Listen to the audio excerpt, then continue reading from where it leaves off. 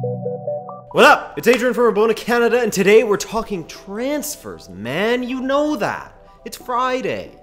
Big things have happened with Lukaku, Rooney, Iborra, etc. So let's get it. But before we get it, if you're new to these videos and you like anything to do with transfer gossip, transfer news, basically anything to do with transfers, on top of that, you also like player bios and just general news and in-depth statistics every single week, 2 to 3 times a week, then make sure you hit that subscribe button. It is free. I promise you that. There will be no hidden charges. And hopefully I will see you in the comments section where I speak with everybody.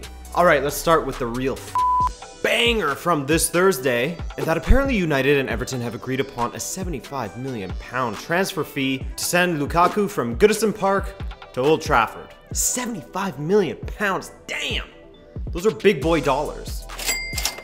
Well, pounds, I guess. This one, in my opinion, came a little bit out of left field, I think in most people's opinions, but now the internet geniuses are linking subtle hints from Romelu's Instagram account that maybe foreshadowed the move a little bit. He's friends with Paul Pogba, he's wearing red, of course he's transferring to Manchester United. Not to mention the red car he's sitting on, duh. That aside though, he's very close friends with Paul Pogba, as I mentioned a second ago, and he has the same agent as Henrik Mkhitaryan, Zlatan Ibrahimovic, and the aforementioned Paul Pogba, all who made the move to Manchester United, and it's looking like Woodward and Raiola are striking up a bit of a partnership. So it sort of all makes sense, as sources are now saying that United used Chelsea's public interest in Lukaku as sort of a distraction from their interest in the player as well. And apparently all along he was the #1 target. I don't know if I believe that, but if it is true, then it is a pretty brilliant move by United, because every time they seem to go public on their interest with the player,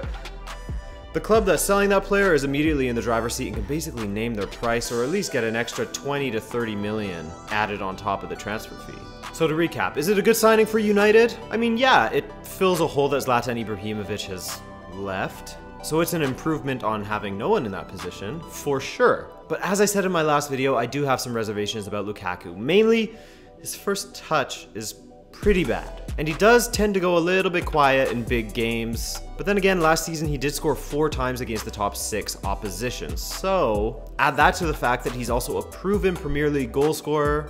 He's a powerful forward just like Mourinho likes, and clearly he's watched him for a really long time, so I think that United fans need to trust their manager on this one. If it is to be confirmed, it's still not 100% confirmed, guys. And stay optimistic with the fact that maybe Lukaku under Mourinho will blossom into the beautiful Belgian butterfly that he's promised to be. Achoo! Ooh, ah. No!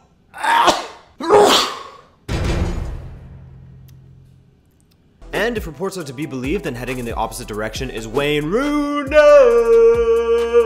The numbers surrounding this one aren't very clear, as the Daily Mail is reporting that United are apparently willing to waive the transfer fee that Everton would have had to pay for Wayne Rooney, sort of in good faith. They also say that, according to Everton sources, the 2 deals, Rooney and Lukaku, are completely separate. However, how can they not be associated in some way? To me, it sounds like United is just paying 75 million plus Wayne Rooney to get Romelu Lukaku, because if they're giving him to Everton for free, then it's just a package deal, no? That's why I don't really buy the whole waiving the fee thing, but I mean, I could be wrong.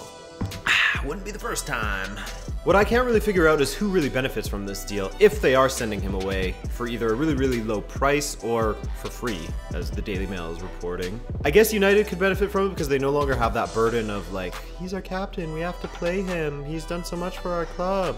Then again, there's other fans that think that he's a shady little bitch that threatened to leave for Manchester City or Chelsea if he didn't get a better contract. And then there's Everton, who seems to be building a really dynamic, young, fast squad. I'll have more on their transfers later in this episode, where I just can't really see how Rooney will fit into the formation, fit into their plans, really, but I could be wrong about that. If there's any Everton fans in the comments section, please let me know. What do you think of Rooney coming to your club? Do you want him? Is it more just a nostalgia factor, or do you really think that he has something to offer to Everton? I think the individual that benefits the most from this transfer is going to be Rooney himself, as he gets to go back home. He gets Europa League football. He gets to play under a decent Premier League squad. It's not like he's going to a lower table squad. He gets some Europa League action. That's good shit for a guy who's really not aging well at all. But that's enough of that. Let's move on. Let's move on to something else now. With the Lukaku to Manchester United deal seemingly on, it's looking like the Morata to Chelsea deal could be back on as well. And you gotta think back to those comments that Morata made a while ago when he said that eventually in his career he would like to, and he thinks that he would, play under Antonio Conte. So with their apparent #1 target out of the running now that Lukaku's signing on with Manchester United, apparently. And with Conte complimenting Morata before, it's looking like Conte wants either Belotti, who he wants the most, or Alvaro Morata. So it's gonna be interesting to see what happens there. Leicester City are still in the hunt to find that perfect central midfielder ever since N'Golo Kante left, and it looks like they might have, or at least in my opinion, they have, especially for the price they paid. Who did they pay for? Vicente Iborra, the Sevilla captain, well, former Sevilla captain now, who has a ton of La Liga experience and won the Europa League with Sevilla 3 seasons in a row. Damn. So the guy knows how to win and he's played at a high level for a long time. And the price they paid for him, around 10 to 12 million, it's not confirmed yet. That's a steal, in my opinion. Him and Ndidi alongside each other are going to crush in the Premier League, maybe. On top of that, the Foxes have been linked with someone else, someone who I actually really like, and it's too bad he hasn't gotten many opportunities under the new regime, Kelechi Iheanacho, who as soon as Gabriel Jesus came along, he just got booted. And even with Gabriel Jesus getting injured, he still didn't get much playing time at Manchester City, which is too bad because he's a very promising striker, and at one point in his career, his goals per touches ratio was crazy. Unfortunately, I couldn't find that number. But I mean, the kid clearly has skill. He has a decent future. He's still only 20 years old, and I think that if Leicester signs him and they give him the minutes that he needs, he'll develop into an excellent striker. And apparently, they've offered around £25 million, which is a lot of pounds for a young guy. Liverpool! Got an update. A Keita update, familia. RB Leipzig have tweeted, will not sell a key player. There is no acceptance limit. They say that after Forsberg and Keita have apparently gone through their agents to ask the club if they can be released. Not released, obviously, not a contract release, but released into the selling pool. Keita has made no secret of his desire to join Liverpool, and Jurgen Klopp has made no secret of his desire to sign Keita. They'll smash any record they have to get their hands on this dude. But I mean, we'll see, right? So far, RB Leipzig is standing resolute, but then again, they don't really need the money. They're loaded. But then again, if you wave enough money in someone's face... After Marseille's attempt to sign Carlos Bacca from AC Milan failed, they turned him down, man. They have now diverted their attention to Olivier Giroud. This transfer makes sense to me, given that he will now be competing with Lacazette for playing time in a battle that he'll probably lose. So, if Arsenal can cop a quick £25 million off of Olivier Giroud and send him to La Liga, where he'll probably bang in the goals, maybe not be the top scorer in the league, given that there's Cavani, etc. also in that league, but score a decent amount of goals. I think that this works for everyone. Marseille gets a good striker, Arsenal gets rid of Olivier Giroud, Giroud gets to go home to France. But then again, it seems like Arsene Wenger genuinely likes the dude, so maybe he wants to keep him around for squad rotation purposes, coming in off the bench as a super sub like he did last season every once in a while. I don't know, I wouldn't be surprised if Arsenal kept him. Also with Arsenal, apparently they're still in the business to sign Riyad Mahrez from Leicester City. Apparently they've offered 35 million for the Algerian, but Leicester are holding out for around 50 million pounds. If Arsenal pay 50 million for Riyad Mahrez, that would be wild. Yes, he's got some magic in him, and it's weird to judge off of last season, seeing as that was such a, well, weird season for Leicester City in general. But you can't just ignore last season when he looked like a shadow of himself for about 50, 60, 70% of the season. And I know the rest of the Leicester squad looked like a shadow of themselves. But still, to pay 50 million off the back of a season like that? I don't love it. Mind you, an attacking quartet of Lameo, abbreviated to Lameo, Lacazette, Alexis, Mahrez, and Ozil. I did that in the wrong. Let's try that again. Lacazette, Mahrez, Alexis, and Ozil.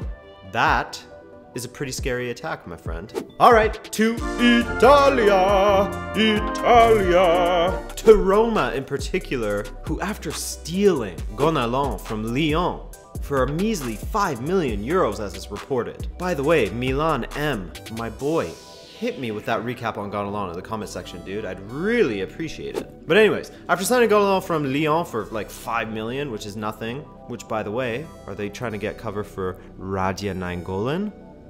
Sorry, I keep getting sidetracked. But after doing that, it's looking like they have signed Bayer Leverkusen left back Wendell for around 10 million euros. Now these players are coming in for very cheap, and they're very good players. This is why Roma wanted Monchi so badly, because he is so good at finding talent. Apparently the deal has already been agreed upon, so we'll chalk that up as another W for Monchi and Roma.